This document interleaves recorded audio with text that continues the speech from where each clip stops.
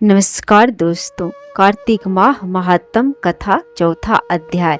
ओम नमो भगवते वासुदेवाय। नारद जी ने कहा, ऐसा कहकर भगवान विष्णु मछली का रूप धारण करके आकाश से जल में गिरे। उस समय विंध्याचल पर्वत पर तप कर रहे महिष कश्यप अपनी अंजलि में जल लेकर खड़े थे। भगवान उनकी अंजलि में जा गिरे। महिष कश्यप ने दया करके उसे अपने कमंडल में रख लिया। मछली के थोड़ा बड़ा होने पर महिष कश्यप ने उसे कुएं में डाल दिए।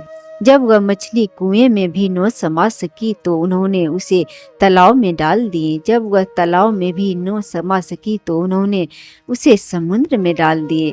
वह मछली वहां भी बढ़ने लगी। फिर मत्स्य रूपी भगवान विष्णु ने उस शंखासुर का वध किया और शंखासुर को हाथ में लेकर बद्री वन में गए।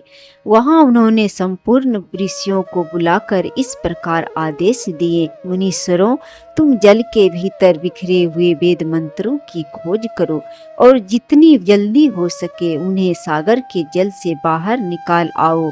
तब तक मैं देवताओं के साथ प्रयाग में ठहरता हूँ। तब उन तपोबल संपन्न महिषियों ने यज्ञ और बीजों सहित संपूर्ण वेद मंत्रों का उद्धार किया। उनमें से जितने मंत्र जिस ऋषि ने उपलब्ध किए वही उन बीज मंत्रों का उस दिन से ऋषि माना जाने लगा। तदंतर सब ऋषि एकत्र होकर प्रयाग में गए। वहां उन्होंने ब्रह्मा जी सहित भगवान विष्णु को उपलब्ध हुए सभी वेद मंत्र समर्पित कर दिए। सब वेदों को पाकर ब्रह्मा जी बहुत प्रसन्न हुए। उन्होंने देवताओं और ऋषियों के साथ प्रयाग में अश्वमेध यज्ञ किया।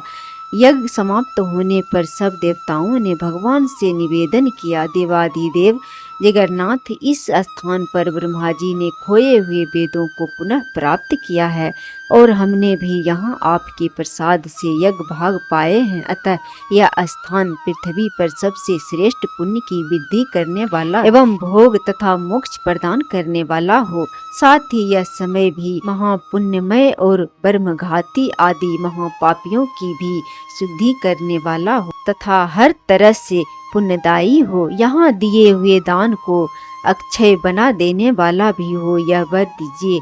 भगवान विष्णु बोले, देवताओं, तुमने जो कुछ कहा है मुझे स्वीकार है। तुम्हारी इच्छा पूर्ण हो। आज से यह स्थान ब्रह्म क्षेत्र के नाम से प्रसिद्ध होगा। सूर्य वंश में उत्पन्न राजा भागीरथ यहाँ गंगा को ले आएंगे और वह यह सूर्य कन्या यमुना से मिलेगी।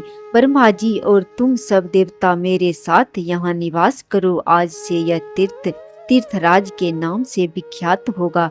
तीर्थराज के दर्शन से तत्काल सब पाप नष्ट हो जाएंगे। जब सूर्य मकर राशि में स्थित होंगे उस समय यहाँ स्नान करने वाले मनुष्यों के सब पापों का यह तीर्थ नाश करेगा। यह काल भी मनुष्यों के लिए सदा महान पुण्य फल देने वाला होगा। माघ में सूर्य के मकर राशि में स्थित होने पर यहाँ स्नान करने से सालोक्य आदि फल प्राप्त होंगे। स्नान करने से सालोक्य मुक्ति को प्राप्त होंगे। देवाधिदेव भगवान विष्णु देवताओं से ऐसा कहकर ब्रह्मा जी के साथ वहीं अंतर्ध्यान हो गए। तत्पश्चात इंद्रादि देवता भी अपने अंश से प्रयाग में रहते हुए वहां से अंतर्ध्यान हो गए। जो मनुष्य कार्तिक में तुलसी जी की जड़ के समीप श्री हरि का पूजन करता है वह इस लोक में संपूर्ण भोगों का उपभोग करके अंत में वैकुंठ धाम को जाता है। कार्तिक माह महात्म चौथा अध्याय संपूर्ण हुआ। जय श्री हरि।